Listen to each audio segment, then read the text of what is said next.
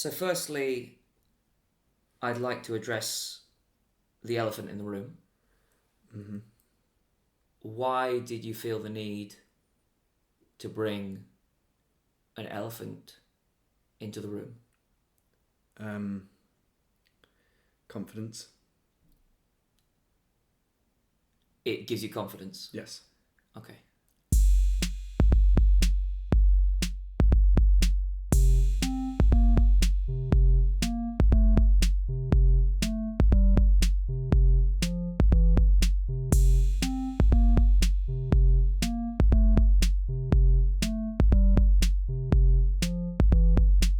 Okay, so for those of you who were listening last time, you'll be aware that I'm doing interviews to see who would be suitable for my hard-hitting current affairs podcast.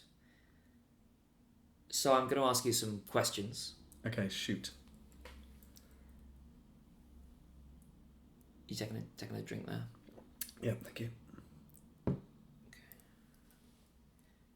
So as you can see, I'm wearing a particularly enchanting tabard. It's dark blue. Yeah.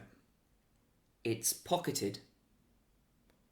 And in my tabard pocket, I've got a DVD. I was going to ask. No, sorry. Sorry. I haven't finished asking. Right. I lost the case for the DVD a long time ago. I haven't finished. I lost the case for the DVD a long time ago, and the face of the disc is blank. So what I want to know for my first real question for you is, what is the best way of finding out what's on that DVD? So both sides are reflective. Yes. Okay, that's very important. Do you have a DVD player? Sorry, what? Do you have a CD player, I said? A CD player? Mm. Yes, but I don't see how that... I mean, it's a DVD, so... No, I'm just wondering. If... I mean, is there like a way I can figure out what's on the DVD? Yes. How would I do that? If you open your... Is it a DVD, is it? Yeah, it's a DVD. You could put it in your DVD player when it plays... Sorry, what? You know, your TV over there. Sorry, what? Yeah, I've got a TV, yeah. Yeah.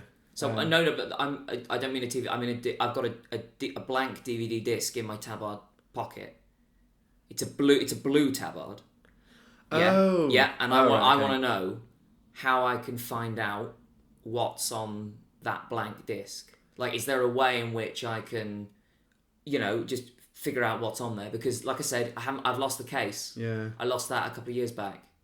Do you remember what was on the case? I think it's like a mouse or something. I don't know. I mean, I could be lying here. I could be just misremembering. Yeah. So is there any way I could figure that out? What could be on the DVD? Well, take it out of your pocket. Yep.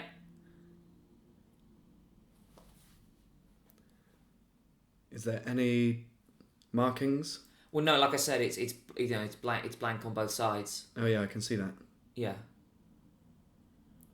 So I mean, is there something I can do that would allow me to know what was on there? I'm going to take us back to the DVD player. Sorry, what? You know, the DVD player. So you're saying words, I don't... DVD... Blah, blah, blah, blah. It's just gibberish. Have you ever used your DVD player? I don't know what that means. I can't even see the DVD. It's because I put it back in my pocket. Oh.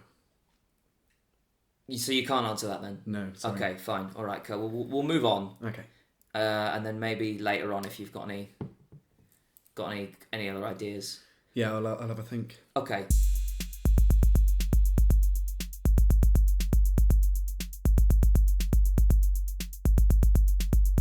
So just moving on. So this is my second big question. Yeah. I am a fan of total transparency. Okay, and we've known each other for a long time.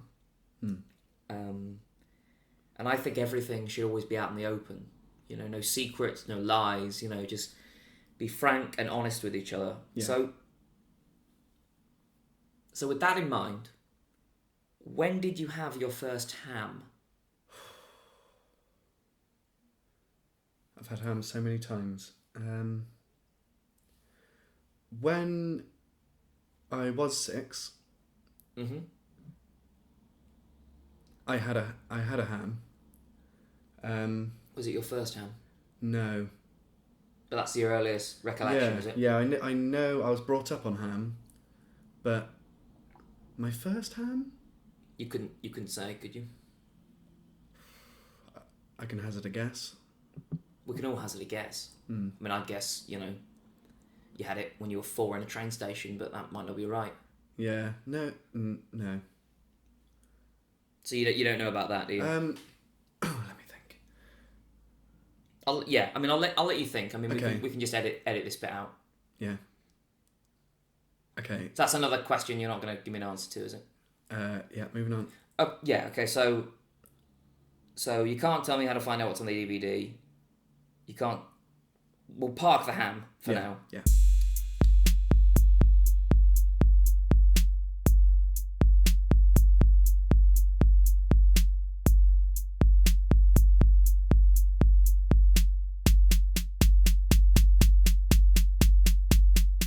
Okay. So question number 3. I'd heard recently that you had your home repossessed due to failure to keep up with mortgage repayments. That must have been very disappointing for you. Yeah, I didn't know you were going to bring that up. Well, what was that like? What was it like? Was it disappointing? It must have been very disappointing. Yeah. Yeah, it was very disappointing. Were you gently escorted off the premises? Did you go willingly? No. Or was there a violent incident? Did you resist? Yes. Who was witness to that incident? Your family? One family member, Uncle Paul, was there. He witnessed the whole thing.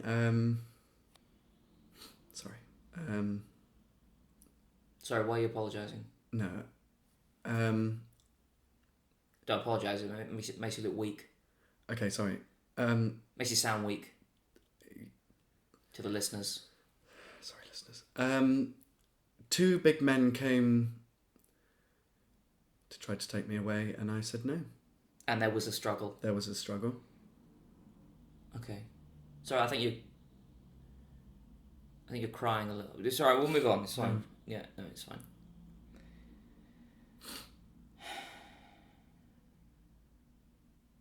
But seriously, you know. Okay, no, sorry. We'll edit this bit out. Okay. We'll yeah. Yeah.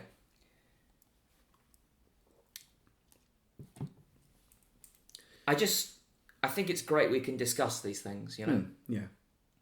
Because nothing means more to me than being able to Friendship. be honest Oh. with each other Mm-hmm. in our friendship. Yeah. Nothing means more to me than transparency and accountability. Could you explain those words to me, please? Yes, I believe that we should be honest and open with each other. Yeah. And not hide anything. You know, I always prefer to be told it straight, you know. So I'll ask again, when did you have your first ham? I clearly remember I was 7. So you're changing your story now? Yeah. I was 7, and I was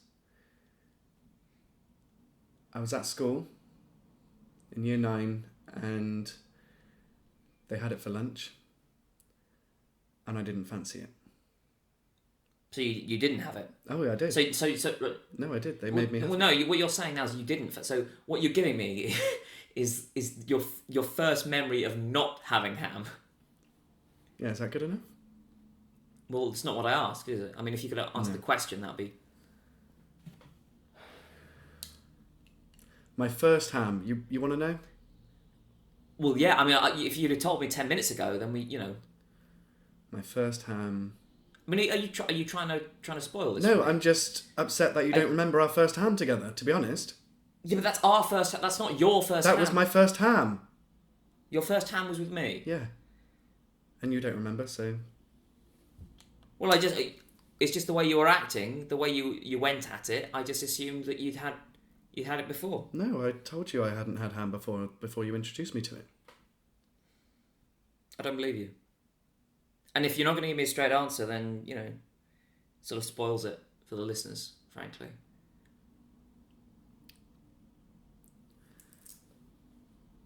My dad gave me my first ham when I was 3. Move on. All right.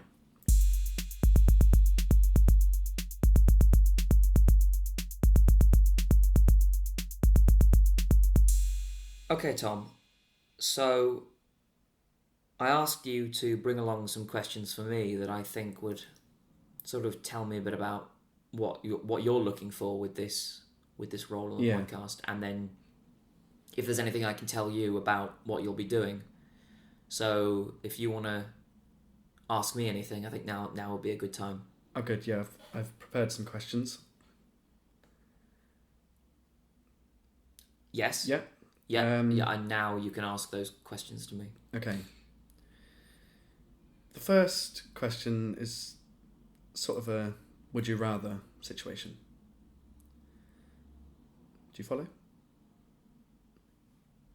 I'll just ask the question. Would you rather constantly have what's it residue on your tips, or a constant milk stash? So would I rather have the sort of the crisp dust? Yes. Crisp dusting on my fingertips. On your tips, yes. On my tips. Tips. My fingertips or just my tips? Mm-hmm. Well, you can choose. I'd probably choose my fingertips. Okay. Or a constant milk stash. And what's that? When someone drinks a glass of milk or out of the bottle, it leaves a milk stash on the upper lip. This will be forever wet. Forever wet? Mm. I just find it weird that you would try and get the name of your band into the podcast. I didn't think you'd notice. So would I think probably the milk stash. Just wet and white on your upper lip forever. If you could stop putting lyrics from your music into the podcast. So you'd go with milk stash? Yes, because I think a lot of the things in my house are based on fingerprint recognition. And I think to constantly have the dusting of cheesy Wotsits on my tips. On your tips. Yeah. Would render many of the things in my house obsolete. Useless. Just totally useless. So I think, that would probably not be what I would. Okay, you walk into a room. Yes. A man called, I don't know, Malcolm, says, there are no bananas in here. What do you do? So I walk into a room. Mm-hmm. I'm greeted by a man named Malcolm. Yeah, let's call him Malcolm. Let's just, for argument's sake. Yeah. Hypothetically. Yeah, just from the tip of my head. And what, I just say the first thing that comes to my head? Or yeah, what would you say? Just from the just from the top of my tongue, yeah? I'll be Malcolm. Yeah. Okay? Okay. Okay, enter the room. I'm entering the room. Hello. There's no, I start. Are you... Okay. Malcolm. There's no bananas in here. I'm sorry I took your bananas, is that... No, he doesn't have any bananas. It says, Malcolm, Is that what it says on the question? Well, Malcolm says there's no bananas in here, so he wouldn't have any bananas. So it's what I would do if I went into the room and Malcolm said there are no bananas in here. Yeah, maybe you're expecting bananas in the room. Is that what I'm... No. No. We're just... can we just get to the premise of the question, please? So I'm going into the room. Mm. There's a man in the room. Yes. There's nothing else in the room. No. Nothing in the room. It's just a blank cube, white cube. Black. Malcolm trapped inside a cube. He's not trapped. There's a door. Yeah, okay. Because you entered the room. Yeah, well, yeah, that's how it would be gotten in. Yeah. And so I would go in and he would say to me, there are no bananas in here. Mm-hmm. Correct. And your question is, what would I say back to Malcolm? Yeah. Are you still lactose intolerant, by the way, is that? Yes. Yeah, okay, fine.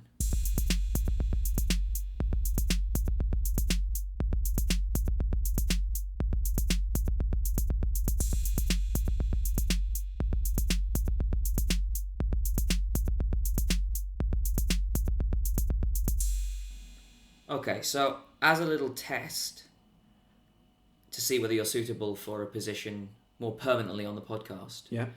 I asked you to go out and uncover something big for me for this episode. Yes. Yes, like a sort of like a big scoop. Yes. That's going to put this podcast on the map.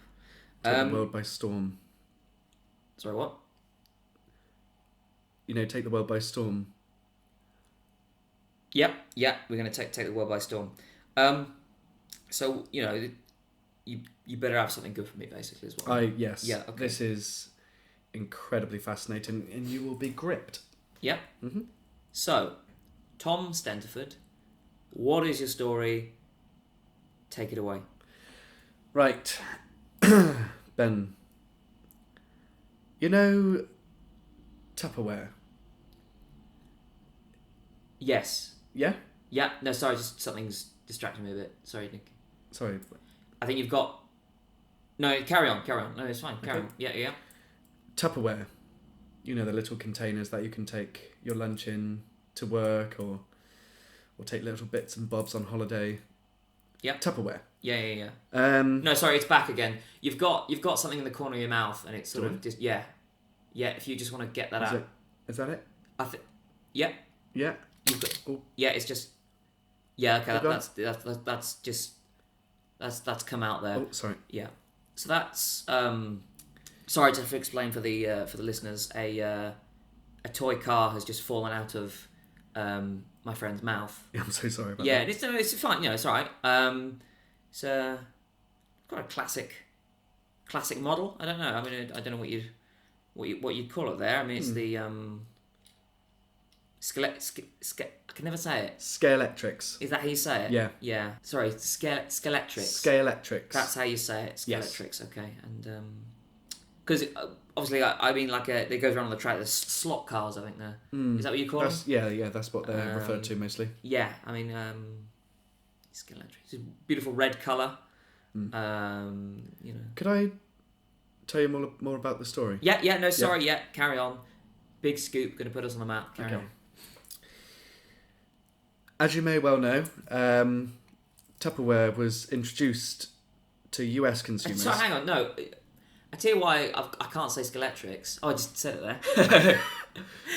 I didn't think I could say it. I just said it there. Yeah. Scalextrics. Scalextrics. Sorry, so I was saying it in my head, and then it's came out. They're the longest established manufacturers of model slot cars, and they've actually been making them for a very long time. Really? Yeah. In fact, they actually created the landmark 1:32 scale slot car line in 1957. Wow. Yeah, it's a long time though. Yeah. So it's introduced to US consumers. Sorry, what? The Tupperware. No, not Scale. Okay, Tupperware. Yeah. During 1946. It's been around that long. Sorry, I can't tell if you're smiling or you've got something in your mouth or you. Sorry. Yeah. No, that's another one that's coming out there. Yeah. Sorry. Yeah. You're gonna put that down. Yeah. Sorry. Yeah. That's down on it. There Yeah. we are. That's not the same one. No, it never is. Different colour, different model, different. It's sort of looks like 1912 Rolls Royce. That's just come out. This sort of lovely grey colour there. I think it was out on the market in 1968. The toy probably. car. Not the 1912 Rolls Royce was that in 1912. So Yeah. Um, So 1946 is when the no, it's 1912. Oh no, I'm back to the Tupperware. Sorry. You know the Yeah. the big Sorry. story. Yeah. Sorry. Yeah. It's just we've got 2 toy cars on the table. Yes. Just try and ignore we'll it. park the cars for now. Yeah. The innovative. Sorry, you need to cough, or you? Yeah, sorry. The innovative. So I think I can see another one. Sorry. Yeah. It's making me No, stutter. yeah. So it's a dry throat with the cars and. The innovative. Sorry, it's happening again. Yeah, sorry. I'm sorry about this, guys. Everyone who's listening. So what's that? So you've got the red one. There's the grey one. Rolls Royce. There is that a corgi? The corgi car. That's what they do call it. Yeah. Yeah. So that's I think they're headquartered in Leicester actually. The corgi brand. Yeah. Yeah. So the innovative plastic food containers. I mean, my dad used to say that they were the best die-cast models on the market. Really? Yeah. He was a fan then. Huge fan, huge fan of. I mean, Carry on. Sorry, Earl Tupper was the creator of the Tupperware. That's probably where the name came from. How many could you fit in there, do you think? What, in the Tupperware? Yeah. How many? How many cars? Well, it depends on the Tupperware. It depends on the size of the car. Cars, yeah. So the containers were developed by Earl Tupper out of a type of plastic that has been created in 1938. So that's pretty crazy on its own. Yeah. It became a new alternative to storing food that weighed less than glass and was less easy to break. Sorry. You finished your sentence there, and then another one just sort of tumbled out. So, I mean, is that? That's a Matchbox there, isn't it? Yes. Yeah, a Matchbox. I mean, didn't they get bought out by Hot Wheels in 1997? 1997, yeah. Yeah. 19. Okay. Yeah, I was trying to think back. Yeah. So yeah. So the big thing about this story is who they were sold to. So they were often. Well, no, it was Matchbox that was bought out by Hot Wheels. Oh, really? Yeah. So that's who they were sold to. Well, they bought out the subsidiary company. I think it was Tyco Toys or something. So yeah, I think that's who it was. Sorry, I'm quite shy about my condition. Are we right to talk about the Tupperware? It's just every time you talk, it keeps happening. So I know. Yeah, I know. And I know too. It's just the listeners at home probably Yeah. can't. I mean, if I want to give them a full picture of what's going on. I think they got the gist. Yeah.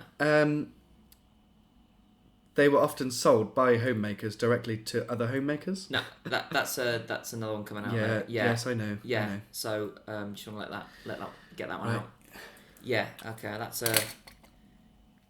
It's a bit wet because it's been in your mouth, but I think that's a Bugatti Type 51.